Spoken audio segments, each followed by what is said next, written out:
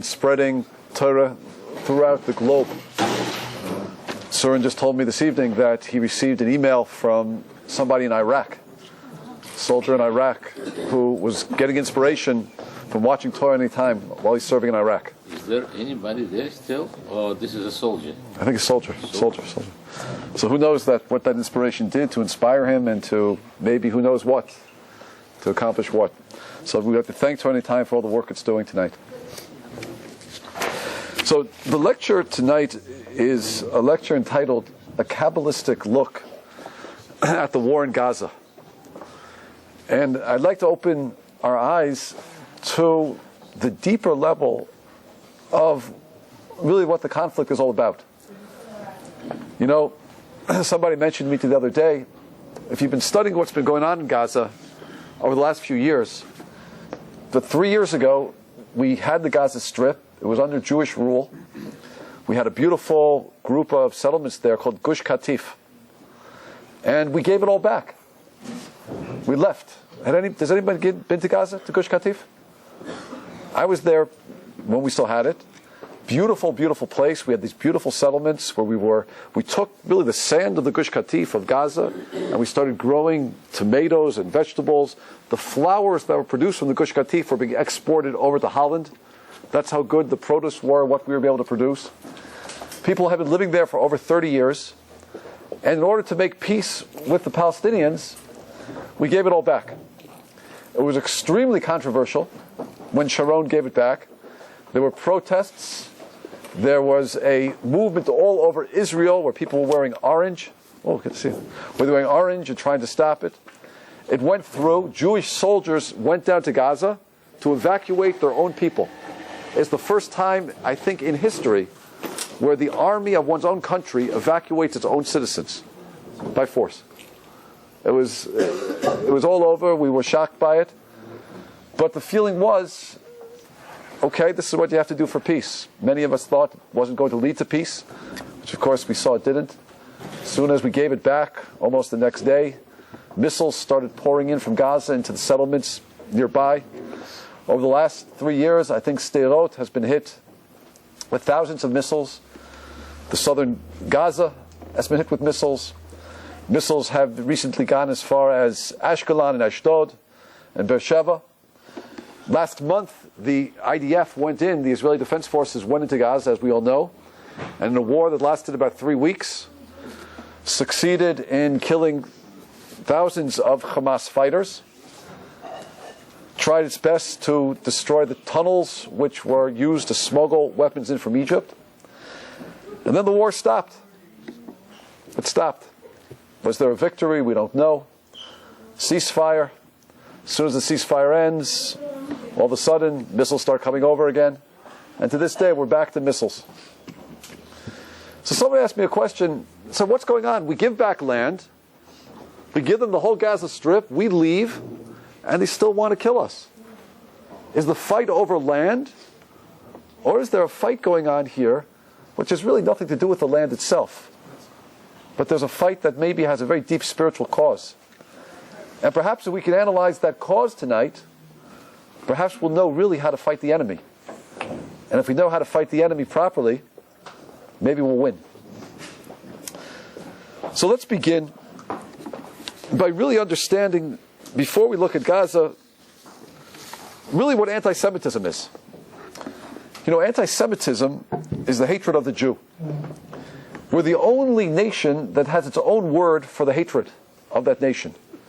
You don't hear anti-Scotism, anti-Englandism, anti-Irelandism. You don't hear it. But we have our own word for the hatred of the Jew called anti-Semitism. Because it seems that the hatred of the Jew is a phenomena which stretches over history. You know, the question is, why does the non-Jew hate us? In 1987, Chaim Herzog, who was then president of Israel, commissioned a colloquium of anti-Semitism, on anti-Semitism, at Rutgers University. And the following professor made this comment. In trying to explain anti-Semitism, he says as follows: the uniqueness of anti-Semitism lies in the fact that no other people in the world have ever been charged simultaneously with alienation from society, and with cosmopolitanism. At the same time, they hate us. Why? Because we're separate. Look at the Hasidim in Brooklyn. They dress apart. They live apart. At the same time, they hate us. Why? Look how involved you are in everything. You run the Federal Reserve. Shlomo Bernanke. That's his real name. You had Alan Greenspan. You run Wall Street. You almost put a Vice President, Lieberman, up there. So at the same time they accuse us of being separate from society, they accuse us of being too involved in society. They accuse us of being the capitalistic exploiters and also revolutionary communists. They accuse us of running the investment banks. They accuse us of the crash on Wall Street. Maybe rightfully so. They accuse us of being the communists. Who are many of the communists in Russia? Many of them were Jews. Trotsky, he was a Jew. In fact, they say Trotsky's grandsons actually came to Israel and became religious Jews again. They accuse us of being communists and capitalists at the same time. It says the Jews were accused of having an imperious mentality. Same time, people of the book. One time they accuse us of being imperious, meaning we want to conquer. Same time they accuse us because we're too studious. They accuse us of being military aggressors, like we saw right now in the war in Gaza. We're the aggressor. You see all those pictures all over the internet, all the Jewish war crimes against the Palestinians. We're the aggressor. At the same time, they accuse us of being cowardly pacifists. If you ever look at the anti-Semitism that came out during World War II, about Hitler, Yamach Shemo, it was all based on the Jew being a coward. They accuse us of being chosen, the chosen people, and at the same time having an inferior human nature.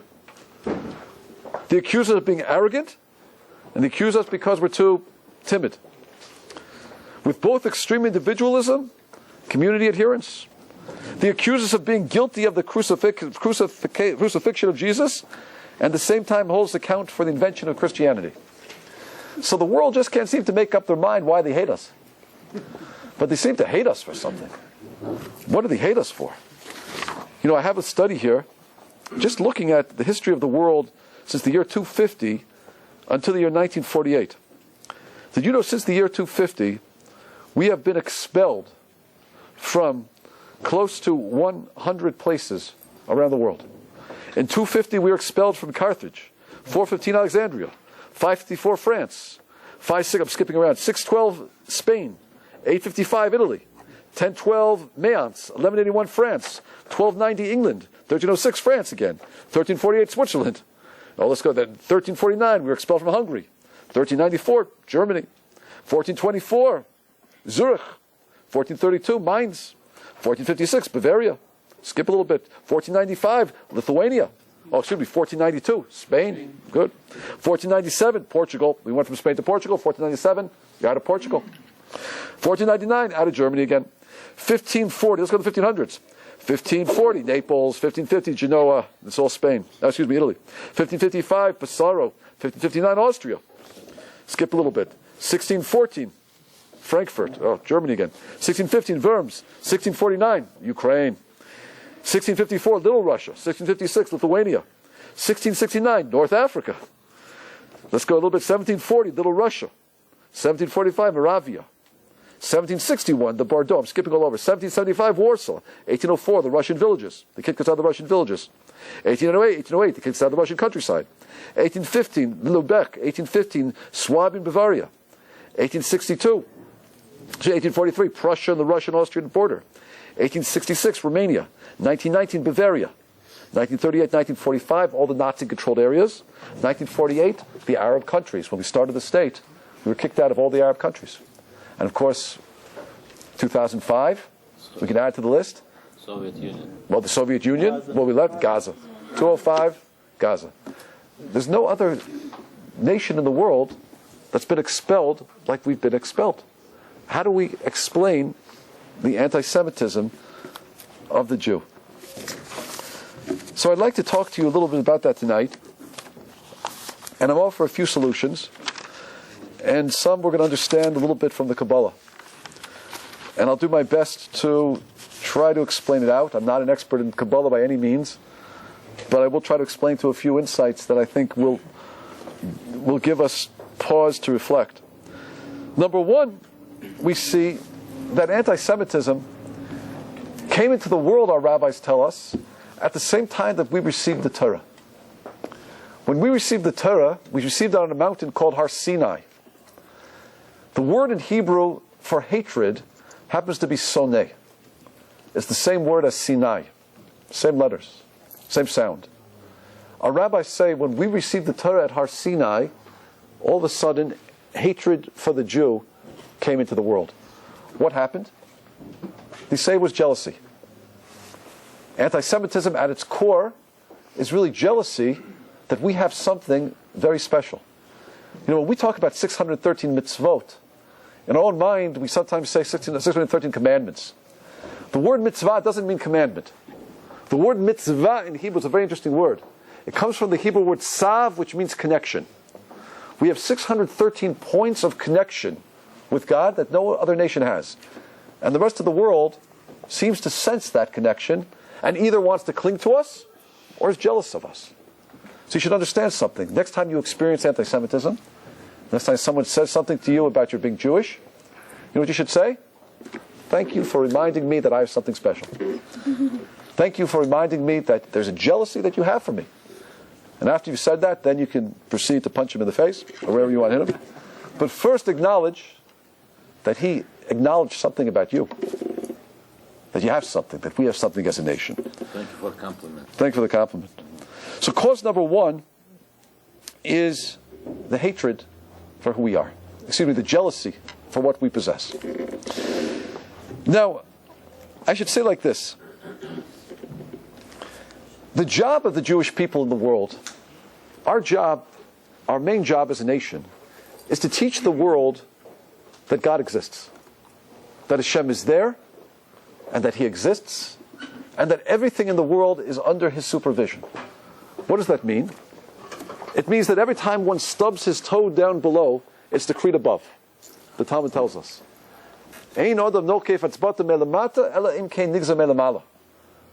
When you stub your toe at night, you have to understand God was directing your toe to the door. And there was a reason for it, and a purpose for it. A rabbi's asked a question one time. He said, that leaf over there, what's its purpose? He saw a leaf falling off a tree. So the rabbi said, let's follow it and watch. They watched it glide off the tree, back and forth, back and forth. They watched it gently land on the ground. And as they saw it land on a caterpillar. A caterpillar. The sun was beating very strongly on that caterpillar at that moment. The leaf shaded that caterpillar, prevented the sun from burning it, and after a little while, the caterpillar turned into a butterfly. So a rabbi said, Hashem is in such control of this universe. Every leaf that falls off a tree is being guided. That's the Jewish message. That's the vision that we have to teach to the world. That God doesn't just exist, but He's an active partner in the world. And that's why, my friends, when a Jew denies that there is such guidance in this world, when a Jew says it's all coincidence, let me tell you what the Rambam says happens when we, as a nation, or as individuals, particularly as a nation, claim that things are coincidence. It says if things happen in your life, or in our life as a nation that are sad and painful and difficult, if there's suffering, if there's a Holocaust, if there's a crusade, if there's a pogrom, if there's an expulsion, if there's a missile attack, and we say, Im lo yiz'aku v'lo yariru, we don't scream out to Hashem, and we don't yell, it's just the way of the world. Things happen. Coincidence. It just happened. Things happen. Sometimes, things happen, but there's no purpose to this. They're upset at us, but we don't know why it happened, and don't even look for a purpose. The Rambam says in Hilchos Tanios, Harezu derech akzarios. This is cruelty. Why? Because it's gomeris lahem lidabik b'maisem erayim. Number one, it causes people to continue in their bad ways, rather than reflecting and saying, wait a minute, maybe God is bringing this to me because I need to change my ways. And how does Hashem respond? Hashem responds by giving more pain. As the verse says in the Torah, it says by the admonitions, the Tochach in Leviticus, Halachtem imi bekeri. If you walk with me by way of coincidence, you think it's all coincidence, things just happen, but there's no purpose. Halachti imachem b'chomas keri. I'll show you what coincidence is. I'll show you the fury of coincidence. I'll bring such pain that you won't say coincidence again. The Rambam tells us and reminds us what God tells us, that our job as Jews is to see that the world is under God's dominion and His control. And the worst thing we could say as a Jew is, there's no reason to it. Hashem says, you say that, I'm going to bring a fury. I'm going to bring a tsar to your life, a pain to your life, to remind you to wake up and remember that everything is under God's control. Now, how does God do this? It seems, according to the Kabbalah, it seems according to the Kabbalah. I'm going to sneeze when I say that, I get nervous. Sorry, I get nervous. According to the Kabbalah, it works like this.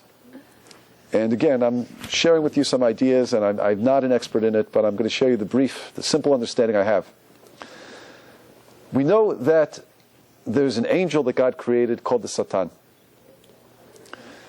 Unlike Christianity, the Satan is not a bad angel. He's not a rebellious angel. He's not an angel who has chosen to turn away from Hashem. Chas v'shalom. Can't be that way.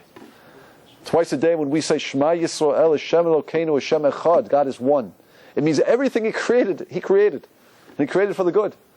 God created the Satan. The job of the Satan, number one, is to test us, in order that our free choice should be elevated, in order that we should have tests and pass the tests and thereby earn the reward God is going to give us forever.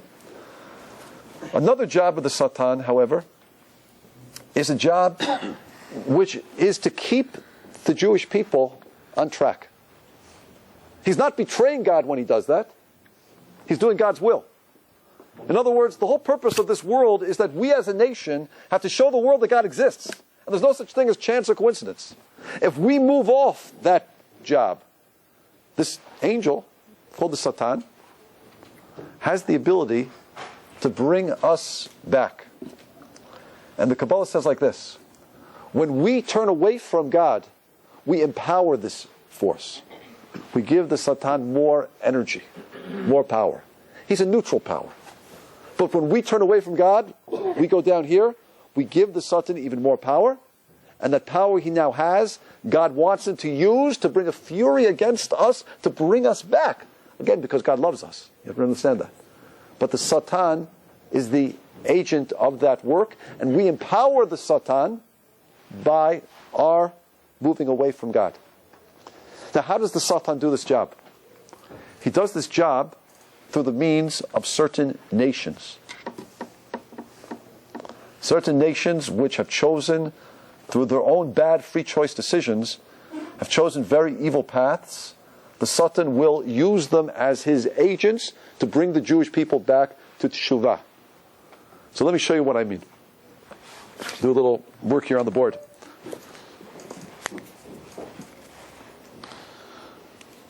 The name for the Satan, at least the embodiment of this particular energy that has the power to go up when we go down, and to use that power to invest in nations to bring us back to Hashem, in Hebrew is called, I'm going to say it once, but I don't want to say it over and over again, it's called Sam'el.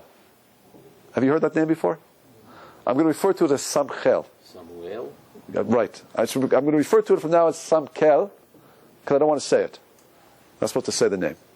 But you know what I'm talking about when I say Samkel? It's this word right here. I'm going to write it out in Hebrew. Sam'el. Okay? Sam'el. That's the name of the Satan.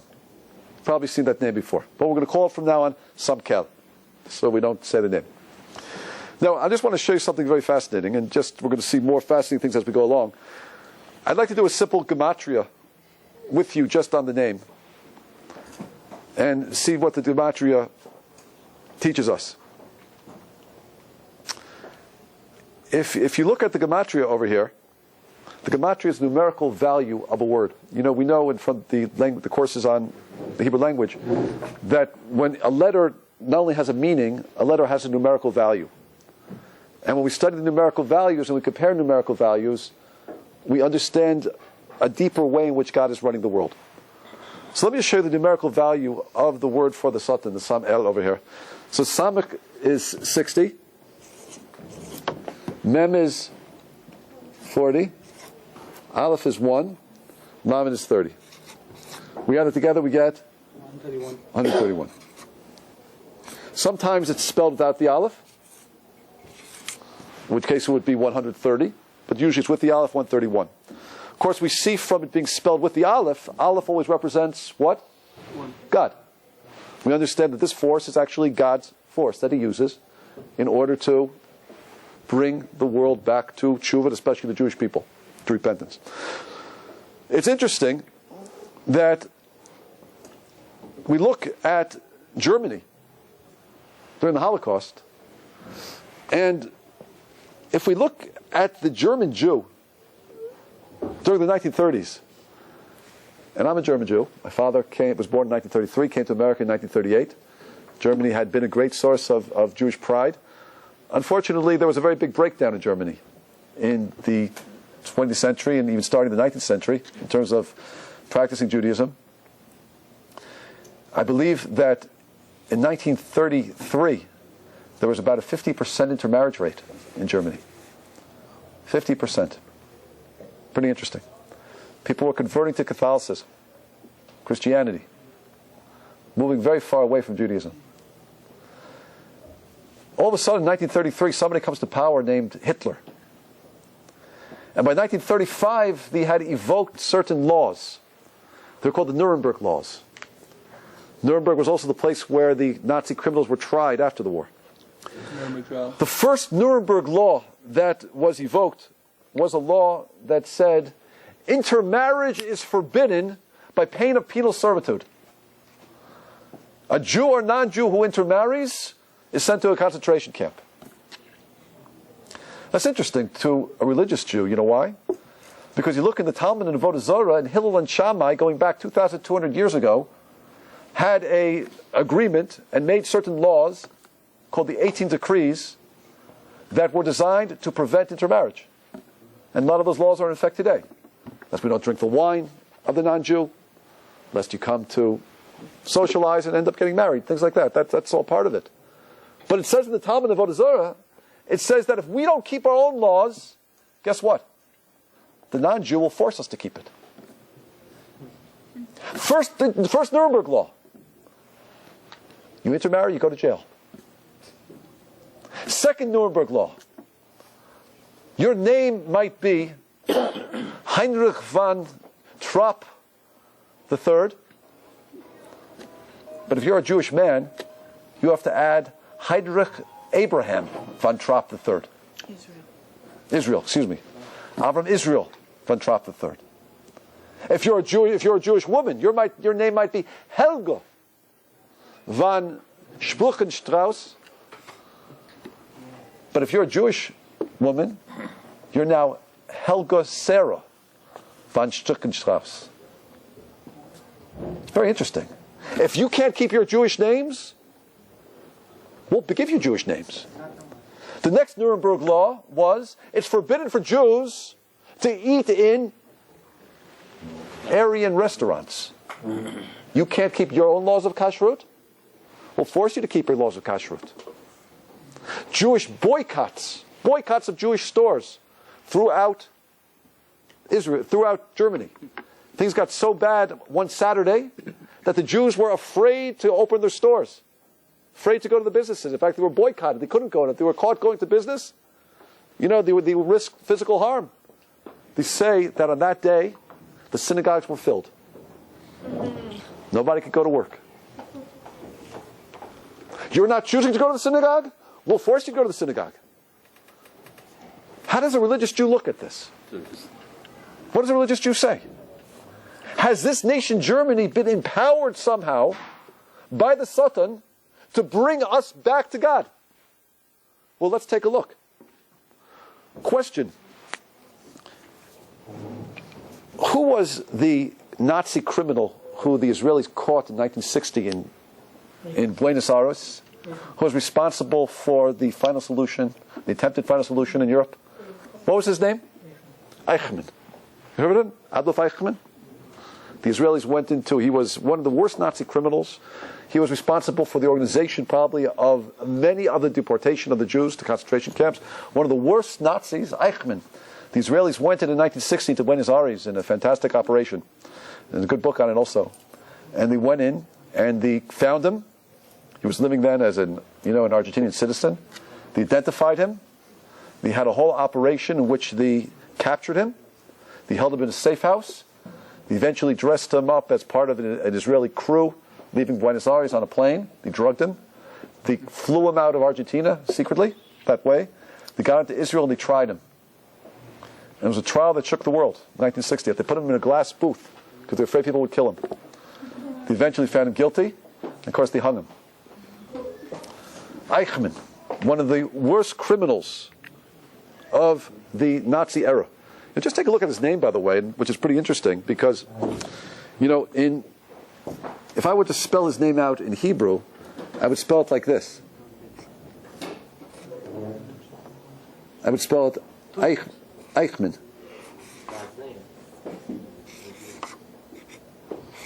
Now that's interesting. You know why?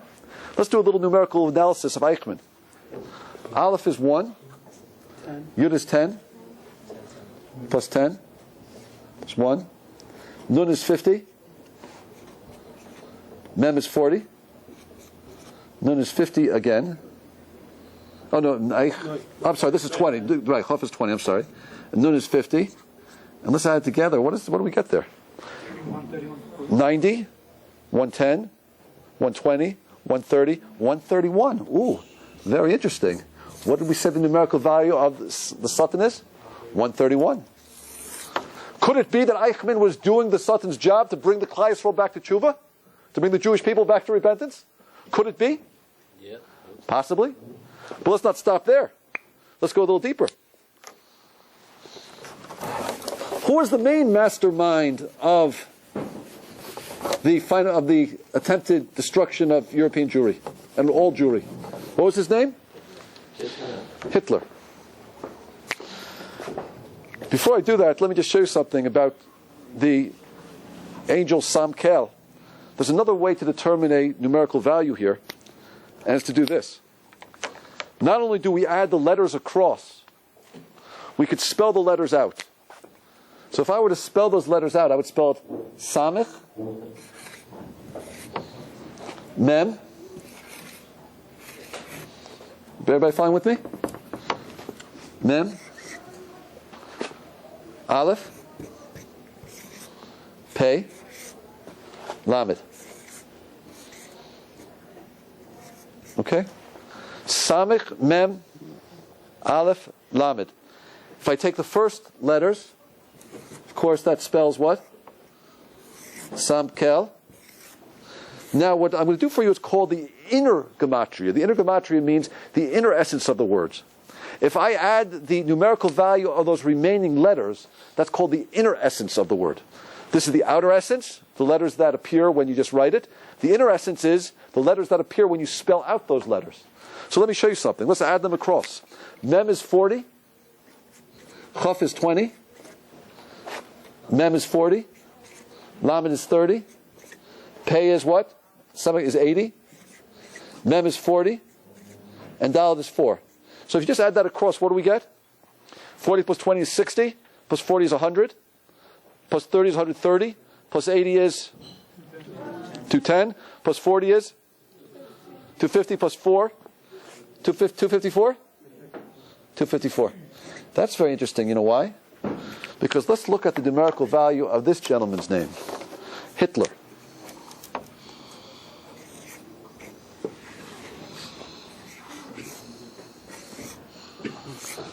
Hitler.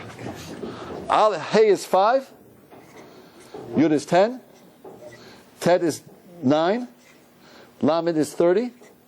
Resh is 200. Someone that across me, please. 230, 240, 245, plus 9 is 254. Eichmann, same numerical value as the outer name of the angel, Samkel, 131. Hitler, the numerical value of the inner letters of the name of Samkel, 254. Is that coincidence? Or has our failure, our turning away from God, empowered this angel called the Samkel, who gave this power over to this evil people to bring us back to God? You know, Elie Wiesel tells a story that when he was in a concentration camp, a certain religious Jew was arguing with a communist. And the religious Jew was saying, you know, before the war, I was religious. But because of what I'm seeing, I can't believe in God anymore. This communist was saying, listen, before the war, I was a communist. I was a Bundist. We used to eat on Yom Kippur. We had wanted nothing to do with God. But you know what? I read a little bit of the Torah. And the Torah says, if we turn away from God, there's going to be a fury on us like we've never seen before. I'm the cause of this. You're losing your faith here? I'm finding my faith. It's very interesting, by the way. What did we say was the numerical value of Eichmann? We said it was 131? Yes? We said the numerical value of Hitler is 254, the same as the inner letters of Samkel, 254. It's interesting, by the way. You add these letters together, 5, 8, 385. That's a very interesting number. You know why? Because it's the same numerical value as this word. Shekhinah. Shekhinah means God's presence. Shin is 300. Nun is 50. Excuse me, Chaf is 20. Yud is 10. Nun is 50. Hey is 5. 300, 320, 330, 380, 385. Could it be that Hitler and Eichmann together, unknowingly, and chosen for the job by the Samkel because of their evil, were unwittingly doing the job of the Shekhinah? Could we say that? 385. Does it add up? 385? Thank you.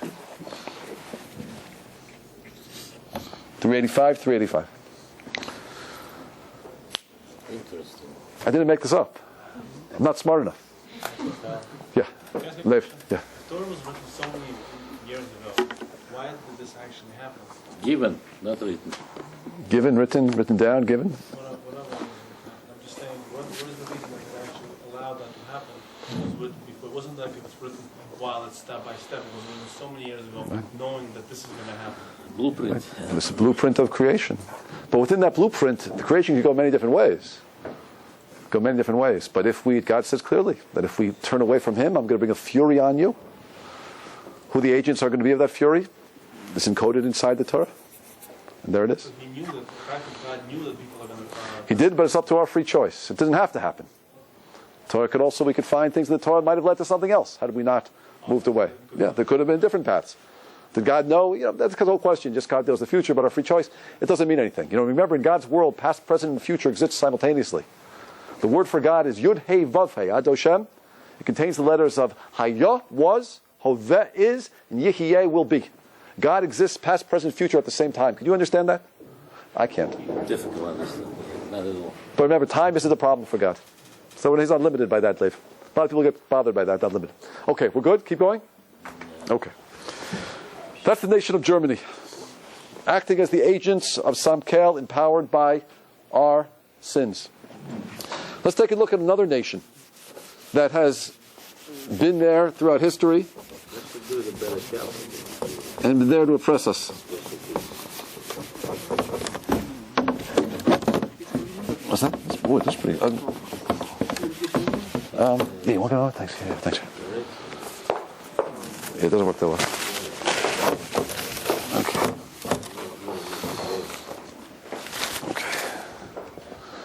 Sorry about the chalkboard there. Maybe that piece will do the better job there.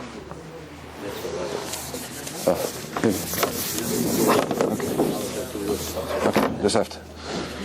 No, maybe I should wash it definitely. Okay, thank you. Yours going to take care of it. Yours going to take care of it. Okay, let's talk about another nation now. Another nation that has been there throughout history, and it seems to have been another vehicle of Hashem's plan, is the Arab nation. Who was the father of the Arab nation? Somebody called Yishmael. Yishmael has been the father, the son of Abraham, and is the father of the Arab nation, Yishmael. Now, it's interesting. Our rabbis ask a very, very interesting question. I'd like to read it to you. Our rabbis asking the Talmud in the Tractate of Shabbat. They ask the following question.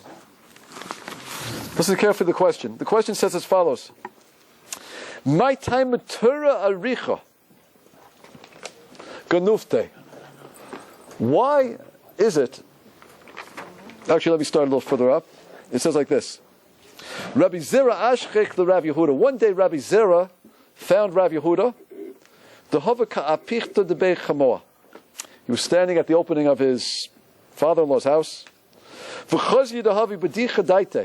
saw that he was in a really good mood.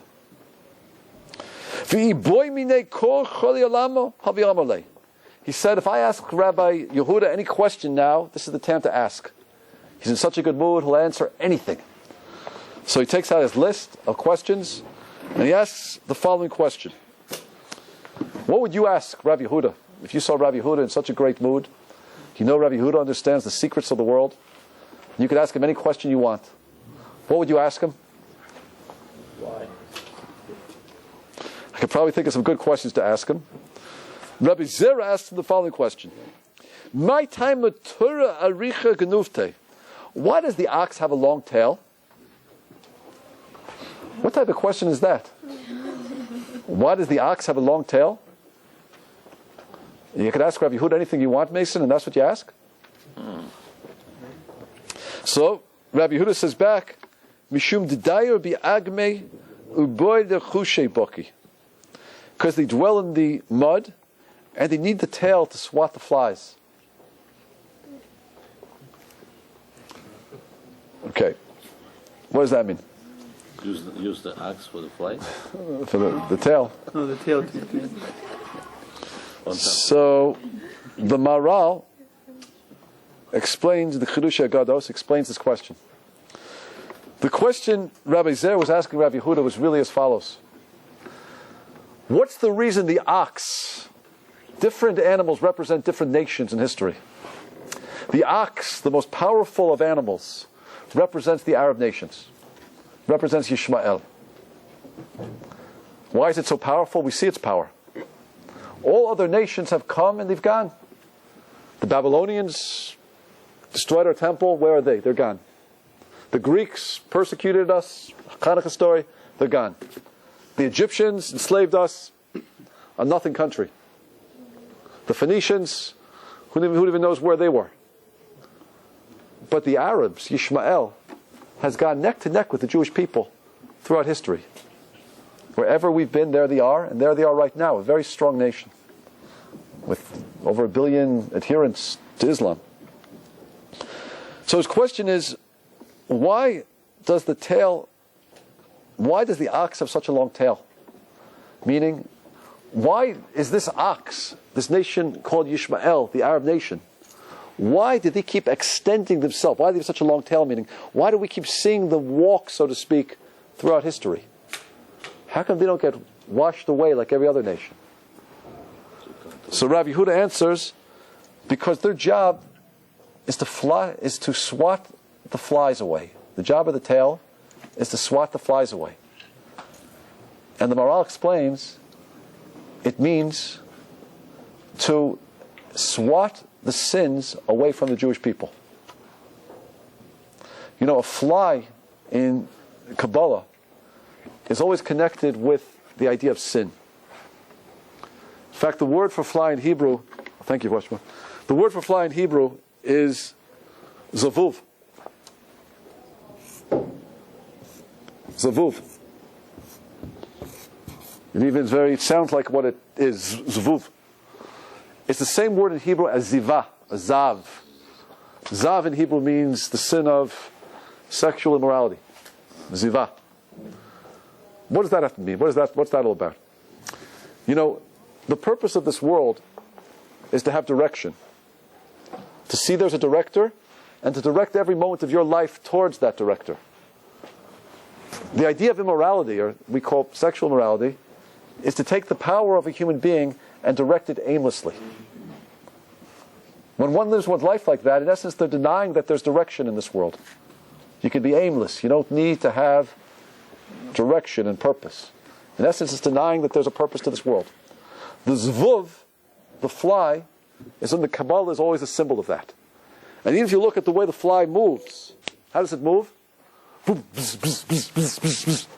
It can change directions aimlessly, faster than any other animal in creation.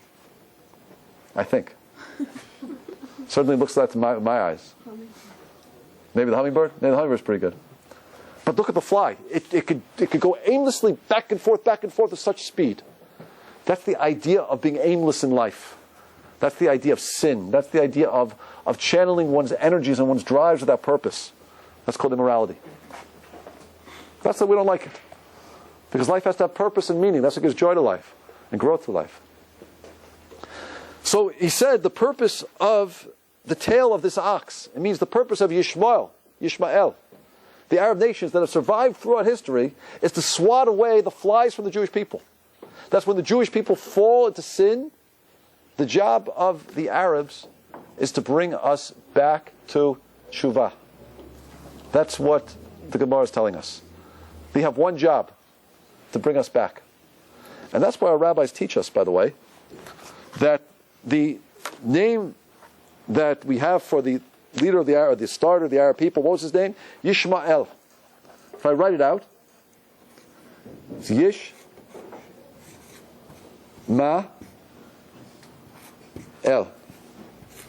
Like Israel, he's the only other nation that has the name God in it, Kel. If you translate it, it means Yishma Kel.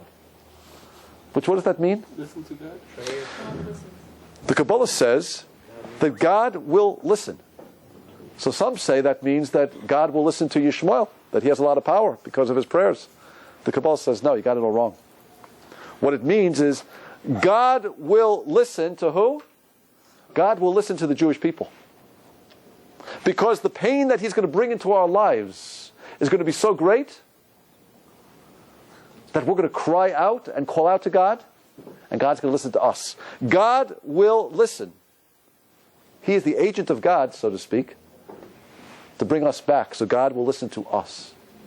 Now, how do we see this? I'll share something very beautiful to share a few numerical values here. You know, if I were to write out the word Yishmael, I would write it out again. This is called the outer gematria. If we look for the inner essence of it, again, I write out the letters. So Yud I would write like this. Yud, Shin, Mem, Ayin, Aleph, and Lamed. If I take the numerical value of all of these letters going across, you want to take my word for it? You want me to add it up for you? Okay, I'll add it up for you. I want you to see this. I don't want you to take my word for it.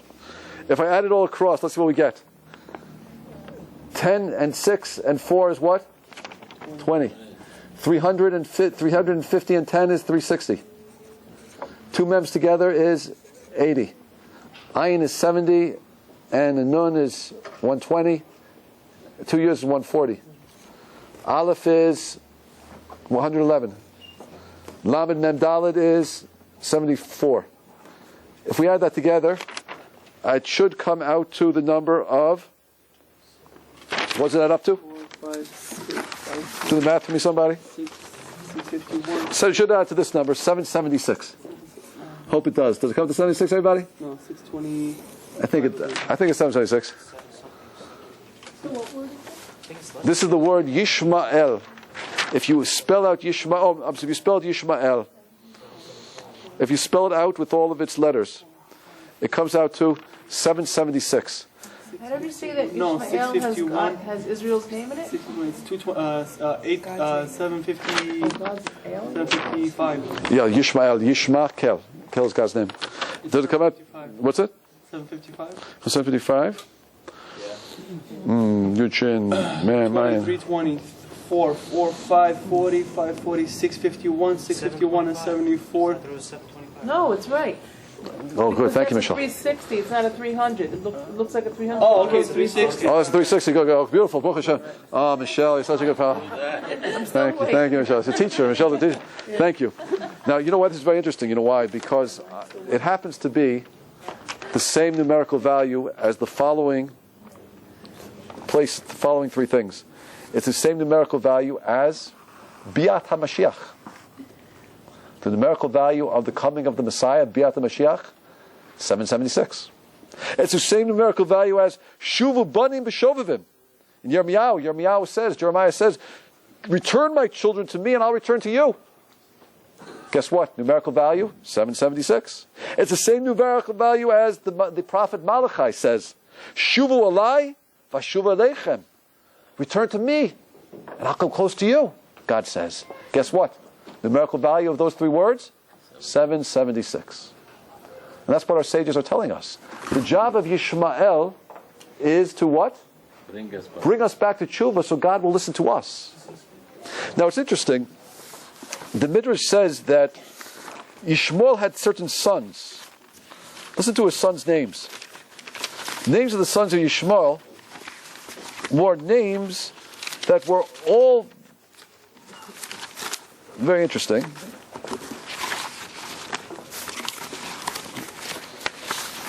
The Midrash says, listen to these names. One of Yishmael, so all his names were names that have to do with how we should react to the abuse of Yishmael. He had one son whose name was Mishma, from the word Shama, meaning what?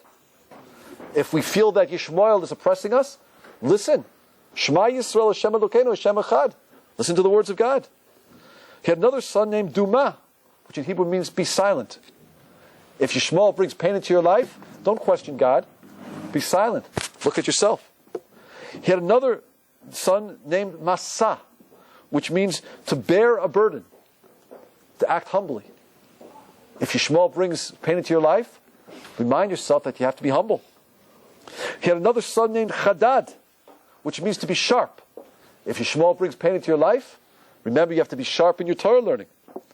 He had another son named Tema, which means to repeat over with your mouth. If God brings pain, if Yishmael brings pain to you as a nation, remember you have to work harder on the Torah. Speak it out more. He had another son named Yitor, which means guard. If Yishmael brings pain to your life, remember Shmor as a Shabbos. You have to guard the Shabbos.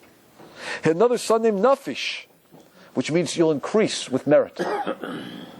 If you could do all this, if you could react properly to Yishmael's abuse, God will bring merit to you. He had another son named Kedma, which means to the east.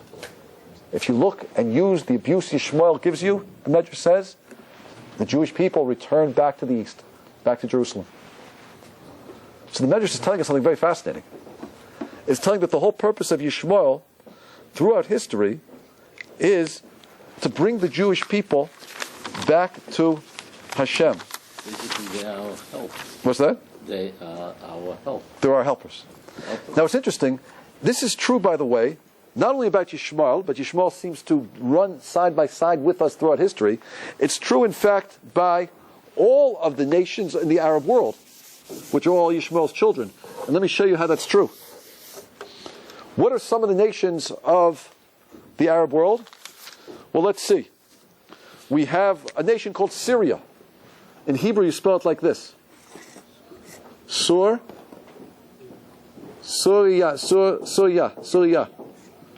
Like this. Surya. If you look at the words, by the way, you know what it means? Surya. Turn to God. The job of the Syrians are to help us turn to God. Look at another nation which is in the north, by the way. It's not necessarily the Arab nation, but it's close by. It's a nation called Russia. Rusiya. You see the same letters. Samik Vav Resh. The Russian oppression. turn to God. That's its purpose. We have another nation in the Middle East. What's its name? It's called what? Well, let's look at Mitzrayim, the Egyptians. Mitzrayim, Egypt, is Mitzrayim, which is very interesting. If I change these letters around, you know what it means? Tsar, pain from Yam, pain from the sea. In the Kabbalah, it says that the sea, the water, always represents the idea of immersion in physicality. The sea always represents the physical world. It can also mean Torah, but the negative side is the physical world. When we get immersed too deeply in the physical world, pain from the sea. The Egyptians will bring about pain. You know, in Egypt, by the way, when did the slavery begin? It says the Jewish people began to increase and multiply, and said we multiplied mi'od. With ma'od. What does ma'od mean? A lot. Mi'od, but it should say mi'od. We increased a lot. That means our numbers increased. No, we increased with mi'od. What does it mean to increase with mi'od? We increased financially. We started moving out of Goshen. We went around Egypt. We started buying up the real estate. All of a sudden, the slavery began. You get too involved in the yam, tsar mina yam. Too much involved in the physical world, you can forget God. The Egyptians brought us back. Another nation there is called Jordan. Jordan. Jordan. Which, if you look at it, it means Yarad Din. Judgment will fall. The job of the Jordanians to bring judgment against us. There's another nation there, which is a very interesting one, called Iraq. Look at Iraq for a moment. Iraq. What do we see about Iraq that's interesting? Well, we see some interesting letters in there. Iraq. We see. What's that? Here is city, but then the city would be by itself. What's that? What's that? It says, well, you know. We'll do a few things for you. Number one, if I switch the letters around, I can spell it like this. It says Rak Ayin, which means Rak means only, Ayin means analysis. Think. If you're going to be a nation that doesn't think, you're going to have oppression from this place called Iraq, who's going to force you only to think. If you look at another way, if you look at it, you see the words Ra. Ra means evil. Another word you see in there is Keri. Keri is, again, another word for sexual morality. If we're going to go after the wrong things in life, the evil and immorality, pain is going to come from this place called Iraq. What about Iran? Anything about Iran. So I'm going to run. Something is going on. I don't know. It's going to be. Now it's interesting. Let's talk about Iraq for one more moment. By the way, there's another nation that shares this job with the Sultan. His nation is Amalek, and again, like we see Hitler, and like we're going to see in the Palestinians in a minute, another nation called Amalek, job was to bring us back to Tshuva. Now they don't know they're doing this because they're chosen for the job because of their very evil ways. Let's take a look at a certain character who existed in the last few years, a man named Saddam Hussein. Saddam Hussein, first of all, Amalek, the nation Amalek, the nation that's always trying to harm the Jewish people, attacked us when we came out of Egypt. Let's do a little numerical analysis of Amalek. Ayin, 70. Mem, 40. Lamed, 30. Kuf, 100. We add it together, what do we get? 130, 170. 144. 240. Let's spell out, you guessed it, the name Saddam Hussein. And let's see what the numerical value of Saddam Hussein is. This is funny. Having a good time? You enjoying yourself? Having fun? Good. I'm having fun also. Okay, here we go. Let's spell out Saddam Hussein. Saddam Hussein, if I spell it out, it works like this. What's that? If we spell out Saddam Hussein, let's see what we get. Saddam Hussein. Here we go. Samek, Aleph, Daled, Aleph, Mem. Hussein, we'll spell like this. Hey, Vav, Samech, Yud, Nun. Let's take a look. Samech is 60, 61, 65, 66, plus 40 is? 104 plus 5. 111. 109. No, 111. It was 106, not 111. 106, 111. Let's try again. 61, 64. Okay, dude, someone's on that for me. Someone's smart. What do we get over here? Give me the letters. Samech is 60. Okay. Aleph is 1, 61. Dalet, 65. 60 plus 1 is 66. Plus 40. 106. Hussein, Hey is 5. Plus 6, that's 11. Samech is 60. That's what? Hussein. No. No, that's the way you spell. Hey is 5. Vav is 6. That's 11 plus 60.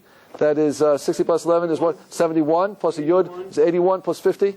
130. 131. You change the hay to head. 131. 81 plus 50, 131? 131. 131. Well, it's 131. Does it work? No. Help me along here, everybody.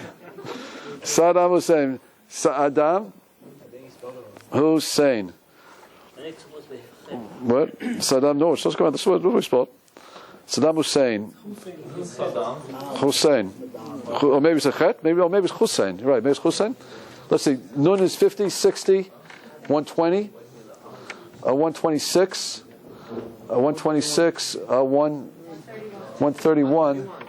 So we're off a little bit. 137. 237. I'm off by 3. Oh, what's my mistake? It's a chet, which is 8. Add 3. There we go, 240. Good, thank you. Yuch Hashem works. 240, 240. Amalek is the same numerical value as Saddam Hussein. And you know what's interesting, by the way? I saw a study. When Saddam Hussein sent the Scuds against Israel in 1991, how many miles per hour can the Scud missiles fly? So I saw a report, 1,600 kilometers per hour. 1,600. That's very interesting. You know why? Because it said in last week's Parsha, when Amalek attacked us, when we came out of Egypt, Amalek crossed over from the Saudi Arabian Peninsula to the border with Egypt to attack us. And guess how many mil he traveled? 1,600. Very interesting. It's also interesting, of course, to know that, Saddam Hussein fired 39 rockets on Israel, and of course there are 39 things you can't do on Shabbos, which is very interesting.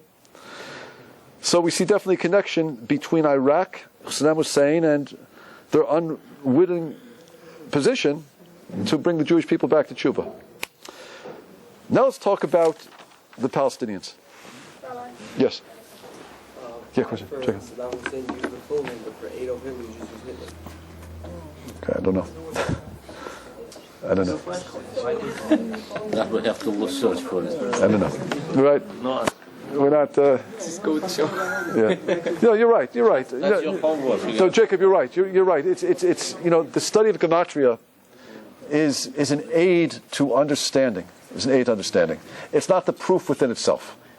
The fact that we could find that the inner letters of Hitler formed the inner letters of the Satan, right, and the outer letters of Hitler formed the letters of Eichmann. It fits with our philosophical understanding that, of course, these individuals were agents of the Satan to bring the Jewish people back to Tshuva. Is that the proof in itself? No, we have to put it together with philosophy, and it aids the philosophy. So, right. So it's just a nice thought to think, to see that Saddam Hussein happens to be the same gematria as Amalek. I mean, it's still pretty close. It's still pretty good. Is it the science within its? Is it to say that's my proof within its own right? I'm not going to go there. I'm just suggesting that in context of everything we're saying tonight, I think we're developing a certain theme. To understand the nations that oppress us are oppressing us. Why? Because they're trying to bring us back to something. And that's the point that I'm trying to bring out tonight. Let's take a look at the Palestinians, everybody. If they thought it would bring us back, they probably would stop. If they thought they knew it was bringing us back, they would stop. Correct. That would be a good way to hate us. But they're working for the Satan. Okay. Let's take a look, everybody. Now, what did we say before? And this is the point of Kabbalah that we have to know. That this energy called the Samkel is empowered by us. In other words, Hashem created it in a way that we have a symbiotic, an umbilical, so to speak, connection to it. That's to say, when we're keeping mitzvahs and we're doing what we're supposed to be as a Jewish people, the energy that the Satan, that this force possesses, called the Samel, is very low. When we move away from Torah and mitzvahs, it's very high. So how much, when you think about it, you have the Arab nation, which is screaming Allah Akbar all the time. God is great. That gives them a lot of merit. What type of merit do we have if we're not screaming at the same decibel? And we're not screaming Allah Akbar, we're screaming Ale Disco, whatever we're screaming. Obviously, we're empowering this force. The Zohar tells us that there's been a nation throughout Jewish history whose job has been to be the agent of the Samkel. And that nation has always been the nation called the Plishtim, the Philistines. The Plishtim were a nation that lived, guess where? In Gaza. They were the nation that was constantly oppressing the Jewish people throughout history. We know that David HaMelech was fighting them. The war with Goliath was against the Plishtim. In fact, it was in a place called Gat, very close to Gaza. We know that Shimshon HaGibor, Samson, actually tried to do a guerrilla warfare against the Plishtim, the Philistines. He did it by marrying Plishtim women and trying to penetrate that way and to wreak havoc upon the army from within.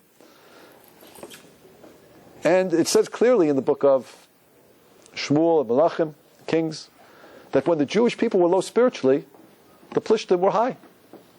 And that's when they went to war against us. It seems that the Plishtim have been the means through which the Satan has operated in order to bring God's din into the world, God's judgment into the world, especially judgment for the Jewish people when we've fallen. Let's take a look just at a few gematrias of Plishtim and see if we learn something from them. If I were to write out the word for the Philistines, which the Palestinians, by the way, are the descendants of, many of them are at least, could be, that's where they live. If I were to write out the word, I would write it out like this. The land they live in is a place called Eretz Paleshet. Do you hear the word Palestinian there? Paleshet. Now, again, I'm going to do another gematria for you. If I take the first letter and I'm going to spell it out, I'll spell it out Pei Yud, Lamed, Shin, and Tuf, like we've done before. If I take the first letter of it, of course, what does that spell? Paleshet, which means the land of the Philistines. They're called the Paleshet. That's what they're called in Hebrew. If I take now the remaining letters, which we call the inner essence of the gematria, let's add them together. Let's see what we have. Yud is 10. Mem is 40. Dalet is 4. Yud is 10. Nun is 50. Aleph is 1. And Vav is 6. Could someone add that across for me? 114, 111. Nope. Sorry, 50 plus 40 is 90. 100, a 10, 114. 114. Ooh, did I skip something here? How are we doing over here? Help me along, everybody. Help me with this. 121. No, I missed something. Let's see. Let's see. We have a Yud. It's 10. 50, 54, 64. We have 64, right? Plus 6 is 70. 120. Whoa, give me help. Someone help me along here. What we got? What am I missing? I want to add 131, right? It's supposed to go out to 131. Which is 10. So where's that Yud I missed? I don't know, because I don't know. Let's see. Where did I miss the Yud?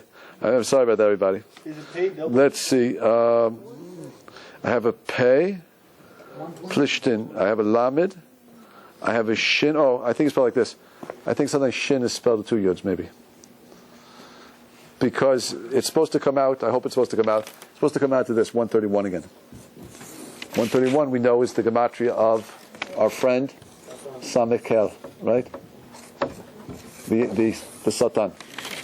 So again we see that the Palestinians, the Plishtim, again, have that power, so to speak, to utilize, to bring the Jewish people back to tshuva. Now, what's interesting about the Palestinians also is they live in a place, where do they live? They live in a place called Gaza. Correct? A place called Gaza. Let's take a look at Gaza for a moment. Gaza. That's where they live. If I write out these letters, Gaza, I'm going to get the following. Ayin, Zayin, Hey. If I add these letters across, you guessed it. What's it spelled? What's the numerical value? 131. Ooh. Nice coincidence. 262 altogether. The place where they live, 131. Their name himself, 131. Samkel, the angel that's empowered when we're low, 131. The Plishtim have always been there to bring us back to tshuva when we fall. That's the way it works. In fact, that's the fight that we've always had through them throughout history. You know, it says that David HaMelech, when he was fighting Goliath, so Goliath was a huge giant, they say 13 feet, a huge giant. David HaMelech was a little boy, not a little boy, he was 28 years old, but a very small person, and he defeated him. It said that Goliath, before the battle, he went up top of the mountain, and for 40 days, he would curse the Jewish people. Why 40 days? Because he understood that the merit of the Jewish people is that we stood at Har Sinai for 40 days. So he wants to undo that merit. It says he would curse us in the morning and the evening. Why? Because he wanted to stop us from saying Shema Yisrael. He understood that our strength is what? When we're connected. Our weakness is when we disconnect. David HaMelech understood that. And David HaMelech said it doesn't matter how big he is and how strong he is. If you believe in Hashem, you can conquer and you can vanquish. And David HaMelech went out with 5 stones representing the 5 books of Torah and a slingshot and was successful in hitting Goliath right in the forehead. And in fact, the word Goliath, which is Goliath, it really means something very interesting. It means galui taf. Galui taf means to reveal the taf. You know, the taf is the last letter of the Hebrew alphabet. If the aleph is the first letter, represents the idea of God's oneness, the letter the most distant from God is the last letter, called the taf. The taf always represents the idea of pure physicality, the world without any God. He was revealing a world without God. That's what his goal was. In fact, the Plishtim were a religion. As a religion, they worshipped, guess who they worshipped? They worshipped a God called Baal Ha, you guessed it, Zvuv, God of the flies. What do we say the flies represent? Sin. Sin. No director, no control, do whatever you want. Bzz, bzz, bzz, bzz, bzz, bzz. Back and forth, no direction, there's no creator, there's no director. Be free. That was their God. That's the Plishtim worshipped. So they have a real freedom. They were a nation immersed in a philosophy of rebellion against the Creator. And it's no wonder that when we were low spiritually, God would empower this nation. Because this nation was the opposite of the Jewish people. You know, it's interesting that our rabbis are teaching us very strongly, I think, throughout all these examples, that the real fight against the anti-Semite, and especially the real fight against Yishmael, against the Plishtim, the Palestinians, is not a fight against this nation, is a fight against the angel that empowers the nation. The angel that empowers these nations, as we've discussed, is called Samkel. It's an aspect of the Satan and works for Hashem. When we move away from God, we empower Him. We move close to God, we diminish its power. Perhaps it's no wonder that we just can't seem to defeat it. Militarily, it doesn't seem to work. Politically, it doesn't seem to work. We negotiate, and we give up, and we sacrifice, and all they want to do is kill us. Perhaps it's because we're fighting them in the wrong way. Perhaps the only way we can fight them is if we take away their strength spiritually. But that's only if we raise spiritually. And I'll tell you something, in this past war, which I have to say, I don't know what's going to happen going forward politically, but there were tremendous miracles in this war. Tremendous miracles. There was a miracle from day one. Just how Israel did an amazing attack the first day of the war. I don't even know what happened the first day of the war. The week before, they were sending missiles and missiles upon Israel. So Israel got together in the cabinet, and they said, we have to decide what to do. Should we attack? Shouldn't we attack? The Hamas in Gaza were ready for the attack. Israel put out a statement, we're not attacking. The whole country went, what? Then the next statement Israel put out is, we're going to discuss it again. They went back to talk and back to discuss. So Hamas was sitting pretty, sending missiles, no problem. Friday afternoon, an order goes out from the high command in the IDF, the Israel Defense Forces, that all the soldiers, the paratroopers who are surrounding the Gaza, should go home for Shabbat. Hamas is watching this through their, binoculars. They see all these trucks of soldiers and paratroopers move away. Business as usual. Saturday morning, the offices are filled. Saturday, 11:20, Israeli jets, straight over Gaza. Why on Saturday? Why Shabbat? They felt they had to. They had a psak. They had a psak even from Rav Steinman, I think. They went straight. They went over. I'm serious. I'm serious. They flew over. They knocked out over 550 Hamas fighters in dress uniforms. There was a whole picture that there was a parade of cadets who were graduating from the Hamas military academy, wiped out in the parade line. Yes. To that extent, Israel succeeded in fooling them. They say during this war, there were more requests for tzitzit than ever before in the Israel Defense Forces. Now, if you ask me, the fact that less than 5 soldiers were killed and over 1,000, 2,000 Hamas fighters were killed. Miracle. If you don't see miracle here, I don't know what you see. And I think it's because in this war, Israel did it right. They did it right militarily, and they were a great army. I'm not going to knock the army, but never accuse me of that. But we did it right in that we realized, and the soldiers realized, and the young soldiers realized it.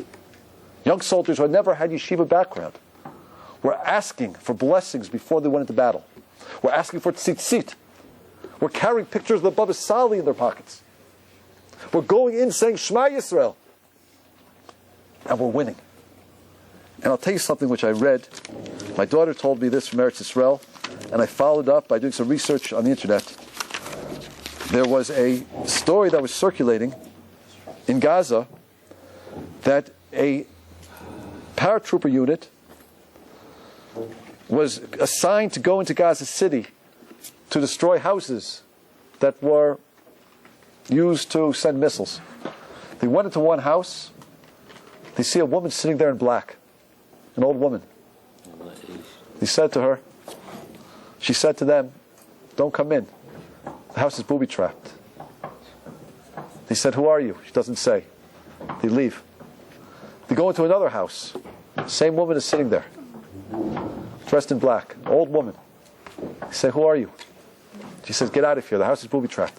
They thought that there were tunnels connecting the houses, because they know that the Hamas fighters use tunnels. They go further down into Gaza City to another house. There she is again, in another house. She says, get out of this house. The house is booby-trapped.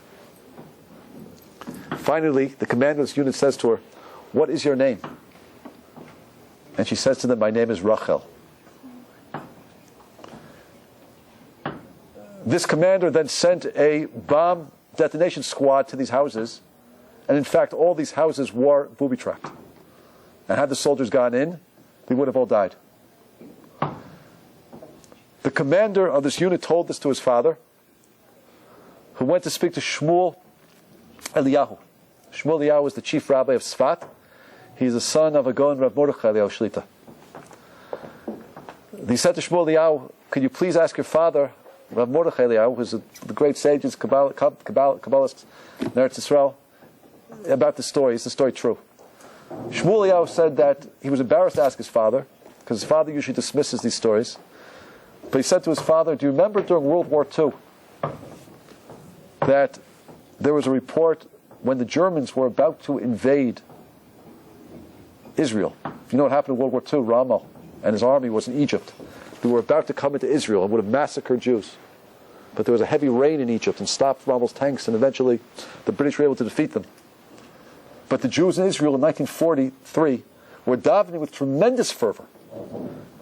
And he asked his father, do you remember that time that Rachel Amenu was seen davening at the Kever Rachel in 1943? And his father said, yes, I remember. So his son said to him, people said they saw her again in Gaza City. You know what his father said? He said, did she say that I sent them? Mordechai told his son Shmuel, he'd been to Kever Rachel from his hospital bed. He's not well. He's an old man. He'd been to Kever Rachel 3 times. And he petitioned Rachel Amenu to please come to help the soldiers in Gaza. He said the story is true. That's what it said. That's Shmuel. Listen, you can listen to the interview online. Let's get rid of the secular government. Rabbi, online it shows that if you check Yeah, it, I got emails about it. They have the whole picture. The whole picture of it. Yeah. What do we see, my friends? Why did we deserve to see such miracles? I think we deserve to see miracles like this because we fought the enemy in the right way. We fought the enemy not just militarily, but we fought the enemy at the real source of where the enemy's strength is. The strength of the enemy is when we're low spiritually. Our strength is when we're high spiritually. When we're high spiritually, Samkel is diminished. When we're low spiritually, Samkel is empowered. If we're going to win this fight against the Palestinians, it doesn't depend on the IDF. It doesn't depend on the soldiers. It depends on Am Yisrael. It depends on you. It depends on me. Our spiritual level is what diminishes the power of the Samkel. When that level is low, the Palestinians or none of our enemies have any power. We fight the war right here. It's our job to do what we can to raise ourselves spiritually. By doing so, we're going to bring peace, safety, security to the lives of Israel, and B'ezrat Hashem be the beginning of Mashiach ben Yameinu. Amen.